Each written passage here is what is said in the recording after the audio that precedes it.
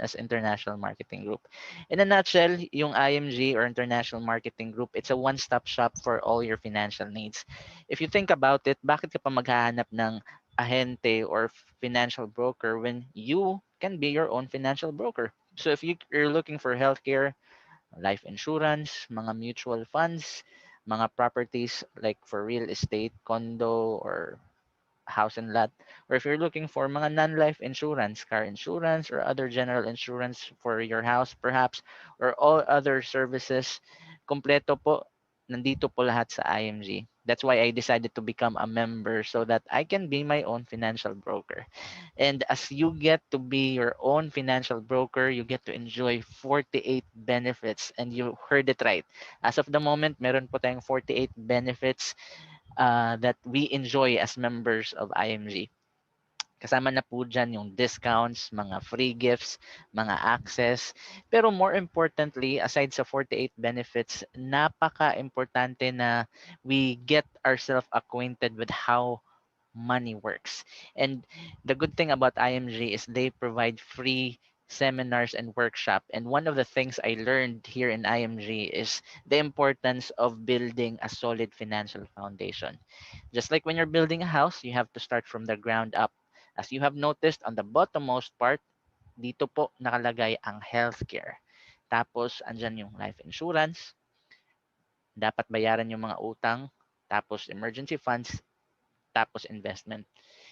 Pinaka-importante dito yung healthcare. Siguro naman nung pandemic last year, nung nag-lockdown, siguro naman na-realize natin kung gaano kahalaga yung healthcare, di ba? Bakit ba napakahalaga ng healthcare? Well, let's talk about the healthcare condition dito sa Philippines. Real talk number one, the healthcare cost is getting more expensive. In fact, in an article published by Manila Bulletin that was June of 2019, it is believed that the medical inflation rate in the Philippines is projected to rise 13.7%. Medyo nakakabahala nga kasi this is the second highest in Asia, and this was before the pandemic. So you can just imagine how things change, especially nung 2020. Every time I share this with my friends and loved ones, I always get most of the time the response na, hindi namin kailangan yan kasi may PhilHealth tsaka may universal healthcare. Well, that brings me to real talk number two. PhilHealth or the universal healthcare will not cover everything. Those of you who have first-hand experience when it comes to paying hospital bills would know what I'm talking about. PhilHealth will only cover a portion of the bill. The rest of it will be shouldered by the patient, the family, or the insurance, depending on the situation. And as we all know, may issue pong kinakaharap yung PhilHealth, which is very sad. And I'm no longer surprised why around 600 private hospitals threatened that they will no longer renew their PhilHealth accreditation in 2020 due to unpaid claims. So, kung isipin mo mabuti, paano na yan? Paano kung walang PhilHealth? Paano kung walang insurance?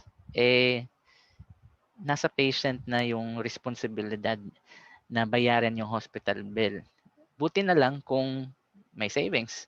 Real talk number three, it will affect your savings when you get hospitalized. Gaya nga ng sinabi ko, buti kung may savings, paano kung wala? Minsan nadadamay pa yung savings ng ibang tao, yung savings na para sa anak natin, para sa tuition nila, or savings na dapat sana para sa magulang natin for their retirement, or pera na dapat for utilities. Minsan nadadamay. Tapos pag naubos na lahat, dyan na papapasok yung mga hashtag KMJS, hashtag Graphie Tulfo in Action, di ba? That's why most of us, real talk number 4, walang choice.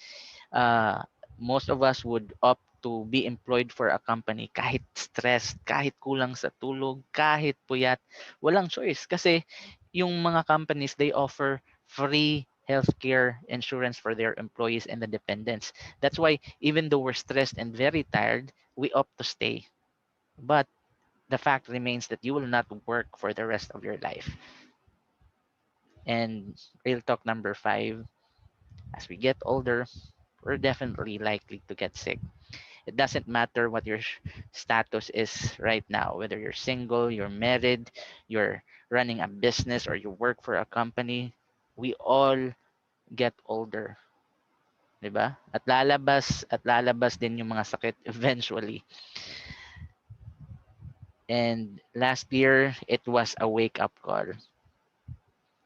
The COVID-19 virus has become a global health crisis and it has killed millions of people all over the world and infected a lot more.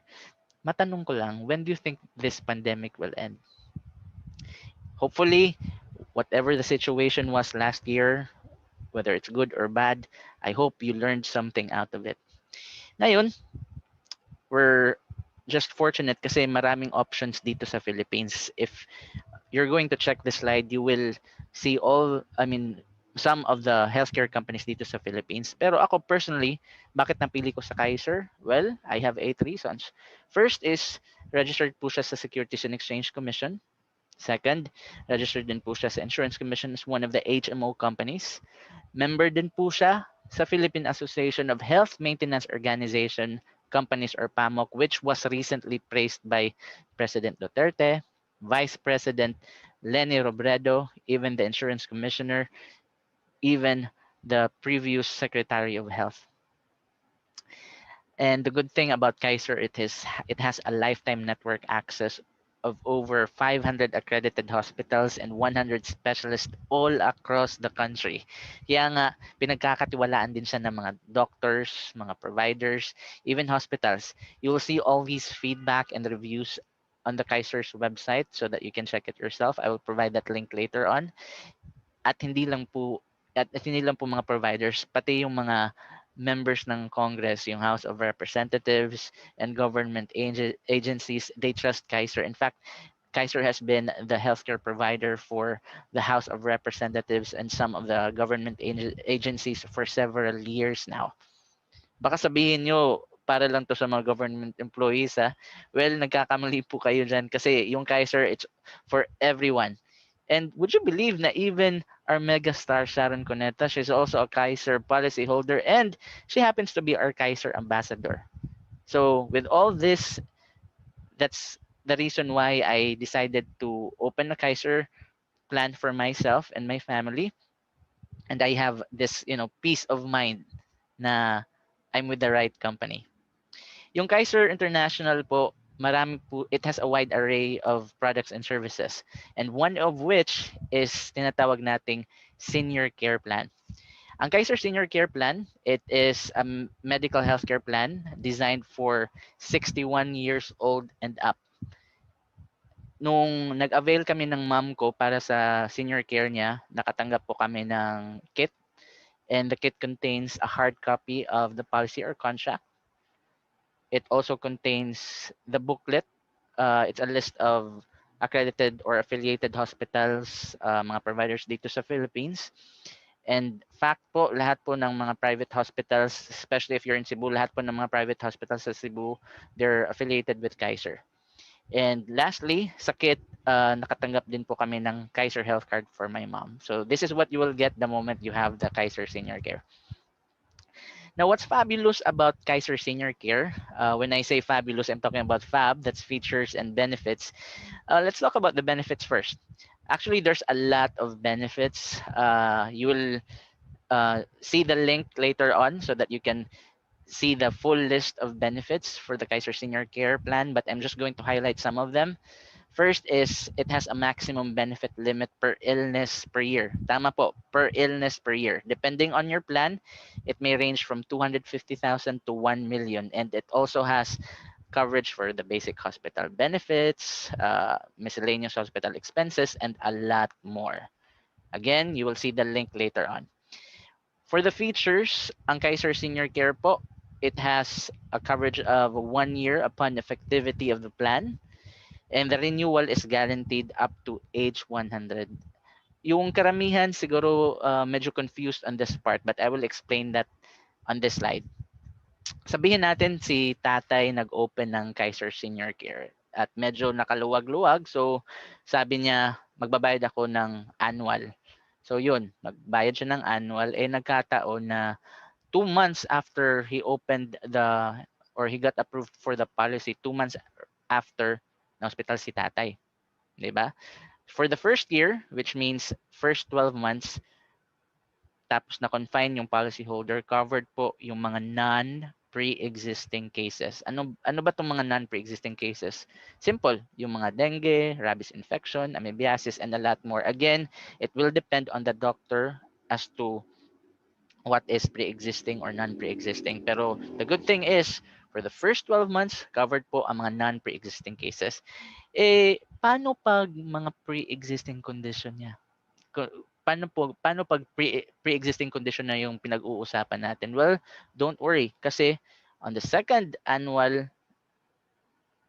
coverage, bayaran nyo lang po yung second annual premium, then continuous lang po yung coverage. This time, sa second annual, covered na po pati yung pre-existing condition. When I say pre-existing condition, I'm talking about conditions like hypertension, mga ENT conditions requiring surgery, prostate disorder, and a lot more. Again, it will depend on the doctor kung ano yung considered as pre-existing or non-pre-existing condition. Pero sa edad na to, talagang lumalabas na yung mga sakit, di ba? So, what if it's a critical illness or mga dreaded diseases? Well, don't worry, it will be covered on the third year. So, continuous lang po yung coverage. For the third year, for example, dyan na po papasok lahat. Non-pre-existing, pre-existing, even critical or dreaded diseases. I'm talking about conditions like cerebrovascular accident, cardiovascular diseases, at marami pa pong iba. Again, it will depend on the doctor. Continue lang po yung coverage, and later on, smooth lang po yung transition ng coverage. And that's the good thing about Kaiser Senior Care, because one of the benefits is talagang very proactive sila, especially kung may mga changes, and that's what I like about them. Another feature po ng Kaiser Senior Care is it is reimbursement type, and this part here for the fourth feature, I will just have to explain this. It says member to shoulder the first 10,000 pesos from the total bill plus an additional 10% of the claimable amount. The remaining 90% of the claimable amount shall be shouldered by Kaiser. I will explain that on this slide. So sabihin natin, sa first year na hospital si tatay, nagkataon na nagka-dengue tapos nagka-amoebiasis si tatay. Since this is non-pre-existing, so first year, covered si tatay. At after nung confinement niya, nalaman na yung hospital bill is 100,000. So ibig sabihin, sa 100,000, ang isi-shoulder po ng patient is 10,000. So 100,000 minus 10,000, that will give us a difference of 90,000. Yung 90,000 po, ito po yung tinatawag na claimable amount. Sinabi ko po kanina na ang responsibility ng patient or ng family is 10%, an additional 10% of the claimable amount. So what is 10% of 90,000? That's 9,000. So ibig sabihin, yung 10,000 plus 9,000, which is equal to 19,000, ito po yung responsibility ng patient or ng family. So that means sa hospital bill na 100,000, you deduct 19,000 out of it. So the difference, which is 81,000 pesos, ito po yung tinatawag nating Kaiser reimbursement amount. So simply put, sa hospital bill na 100,000, yung reimbursement amount will be 81,000. I just want to make sure that this is clear. Kasi nga, marami yung nagtatanong sa akin, and they always assume na this is how it works. Pero pag na-hospital na yung patient, sinasabi nila na parang hindi to napaliwanag sa akin na part. So I just want to make sure this is clear. But if you have question or mga comments, just comment down below so that I can address them later on. Now, let's talk about the premium. Dalawa lang po yung options for the Kaiser Senior Care, semi-annual at annual. And dito po sa semi-annual, as you can see, there's some categories. Meron pong 250,000, 500,000, at meron pong 1 million. And the price or the premium will also depend on the age bracket of the policyholder. So ito po yung semi-annual. Ito naman po yung annual. Again, this is subject to changes. So make sure you check on the Kaiser website, or you always get in touch with a financial educator or your sponsor so that you get updated if there's some changes. So this is how the rate looks like. And if you also want to know the accredited or affiliated hospitals, you can always go to https://kaiserhealthgroup.com/map/index.html. I will also provide that link later on, so make sure you finish the rest of the video. And just like I said, yung Kaiser, it has a wide array of products and services. And now that we're done talking with with Kaiser Senior Care, I'm also going to introduce real quick about the importance of having long-term care. Tayo po, very concerned and we love our parents. That's why we're interested in having a plan for them. Pero if you think about it, we also don't want our kids to worry about our healthcare the moment we get old or the moment we turn 60 or 61 years old, di ba? We don't want that happening. We want to break the cycle. That's why I'm going to talk about the long-term care. And this is one of the concepts that I learned when I joined IMG, or International Marketing Group. And this is also the reason why, kung titignan yung mabuti, ito yung nasa bottommost part, because this is very, very important. Yung long-term care po, it has been around for quite some time now. Pero initially, it was just introduced to countries like United States, Canada, Germany, and United Kingdom. But if you think about it, why was this just offered for the first world countries when in fact everyone needs it? Everyone, even in the Philippines. Well, the good news is, even sa Philippines, meron na po tayong long-term care. And ito po yung tinatawag nating Kaiser Ultimate Health Builder. Tinatawag po itong 720 plan kasi nga po 7 years mo lang siyang babayaran. That's right, 7 years babayaran. And for the first 7 years, ito po yung tinatawag na accumulation period or paying period. After na fully paid na yung plan, mag-aantay ka na lang po na mag-mature siya. So while waiting, the good thing is the investment will also come into the picture. And I'm going to talk about that later on. So after fully paid na si plan, during the waiting period, ito po yung tinatawag nating extended period. Pero may mga good things about this plan, which I will talk about later. After mabayaran, after mag-mature ni plan, dito na po papasok yung tinatawag nating long-term care period. So allow me to explain this to you real quick as to how this works when it comes to the long-term care. So habang binabayaran mo yung Kaiser Ultimate Health Builder for 7 years, even if you haven't fully paid it yet, there's already benefits that you will enjoy.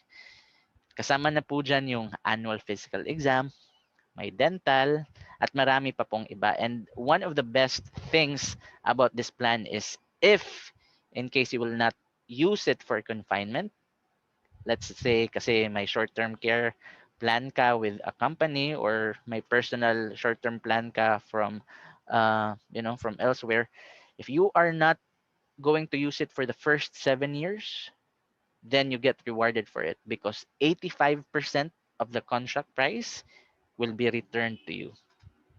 Diba? That's something very exciting. Let's say na fully paid na yung plan, ano ba yung makukuha ng member? So yung policy holder, upon once it's fully paid, automatic po yung mga benefits na na-enjoy mo, it will still be there. The good thing is, during this period, madadagdagan po yung mga benefits, kasi kasama na po dyan yung pre-existing condition, kasama na din po dito yung outpatient benefits, even maternity benefits, and pati na rin po yung mga critical illness and dreaded disease, kasama na din po dito sa extended period, or once na fully paid na yung plan. And just like I mentioned earlier, dito na rin po papasok yung investment part or investment side of it. Kasi during this period, for illustration purposes, sabihin natin si policy holder is 22 years old, kumuha ng K100 plan, at the mode of payment was annual. Yung annual premium niya is 58,821 pesos and 43 cents. 'Di ba sabi natin 7 years siyang babayaran. So if you multiply it by 7, the contract price is 411,000 pesos. I mean 411,750 pesos. So sabihin natin ito yung kinuha niyang plan. During the extended period, automatic po na papasok yung 10% yearly health benefit. And since the policyholder has the K100, so 10% of it, which is 10,000 pesos. So makakatanggap po every year ng 10,000 pesos si policyholder. The good thing is, if hindi nagamit yung plan during this period, makakatanggap din po ng tinatawag na 10% accumulated unused yearly health benefit yung policyholder. So sabihin natin hindi nagamit ni policyholder kasi nga may short-term care siya.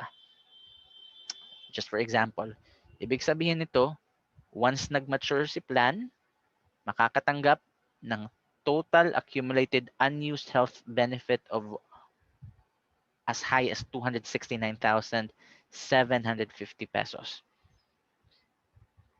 At hindi lang po yan. Kasi yung funds po, ini-invest na po yan on different portfolios and siguro may mga strategies po para lumago yung pera. So on this slide, you will see funds are already invested. So the yearly health bonus serves as the dividend depending on the market and the return of investment or ROI, which ranges from 3% to 13%. So naka-invest na po to sa iba't ibang portfolios, and if the market is good and talagang nagpe-perform, then the estimated amount is 446,419 pesos. Ito po yung tinatawag nating additional health benefit. Well, if you thought na yun lang yung matatanggap on the maturity, nagkakamali po kayo kasi makakatanggap din po ng guaranteed amount on the maturity kasi nga nag-open si policyholder ng K100, so automatic po na makakatanggap ng 100,000, and that's what we call the long-term care benefit. That's regardless whether nagamit yung plan or wala. And 'di ba sinabi ko kanina na much better kung hindi nagamit yung plan for especially for the first 7 years kasi nga 85% of the premium is returned to the policy owner. Yan po yung tinatawag nating long-term care bonus. Kung titignan mo, yung contract price is 411,750 pesos. Ano po ba yung 85% nito? Ito po yun, 350,000 pesos. That means na after na fully paid siya for 7 years and after nag-mature siya, ito po yung matatanggap ng plan holder depending on how the policy holder uses the plan. So if you add it up, yung total maturity value is 1,166,169 pesos. Ano bang mangyayari sa maturity value? Well, that's a good question. Yung maturity value, ilalagay po yan sa isang KAISER Visa card. And at this point, kasi nga nag-mature na siya, then you have the option to either withdraw all the money or the entire amount. Pero we highly recommend na you get perhaps a portion of that maturity value para may funds, you will still have the funds to use for your healthcare needs in the future. And perhaps the other half you can put up a business. Nasa sayo po yun kasi nag-mature na po yung plan. There are also instances na, well, if you still have extra, then you also have the choice to just retain everything. Kasi uh, even if the maturity value, even if the maturity value has been reached, continuous po yung interest na papasok. So that is something very good, and that's also the reason why I decided to open a KAISER plan for myself, and I also introduced this to my friends and family members. Sabihin natin, again for illustration purposes, yung plan holder is 22 years old, kumuha ng K100, and it so happened na on the accumulation period or the paying period, may nangyari sa policyholder. Let's say namatay si policyholder. The good thing about this plan is, if in case this happens, the policy will automatically be waived, meaning hindi na babayaran nung beneficiary nung family kahit hindi pa fully paid yung plan. The second good thing is makakatanggap po yung beneficiary ng tinatawag nating long-term care benefit, which is 100,000. On top of that, may matatanggap din na long-term care bonus which is 350,000. So, if you add it up, yung total is 450,000. Yan po is if the reason of death is, natural death. Pero what if it's accident? If the reason is accident, then the beneficiaries will receive an additional 450,000. So the total will be 900,000. But one of the important things that we should know is uh, very anong tawag dito, very nice na feature ng plan na to is if something happens to the policy holder, the plan is transferred to the principal beneficiary. So that includes the health and investment side of which that's in fact the primary reason why I decided to join Kaiser and have one kasi nakita ko yung ganda ng long-term care. Now, kung naalala nyo, sinabi ko kanina na we need to break the cycle. Kasi ito yung nangyayari ngayon eh. Ito tayo noon. Kasama natin yung kapatid natin, yung mga parents natin. Eventually, tatanda yung mga parents natin, di ba? Tapos hindi naman natin talaga ma-avoid na magkakasakit yung parents natin. Sino ba yung nagbabayad most of the time? Di ba yung mga anak? Buti sana may savings or uh, ready yung mga anak. In some cases, hindi ready yung mga anak. So, doon na nag-aaway yung mga kamag-anak, di ba? Darating yung point na mamamatay yung parents natin and most of the time, the kids will have to take care of it for everything from the funds, for the viewing and all that. And ito naman tayo ngayon. Hopefully, nakahanap na tayo ng partner. Hopefully, may anak tayo. Darating din yung point na tatanda tayo, magkakasakit. Siguro darating din yung point na, let's say, ma-hospital tayo. Sino bang mababayad ng hospital bills? Gusto nyo ba anak nyo rin po yung magbabayad ng hospital bills nyo? Paano pag wala kang anak? Paano pag single ka? Paano pag wala kang partner? Mahirap po. Kaya nga po, yung tanong is, sino po yung magbabayad ng hospital bills in case this happens?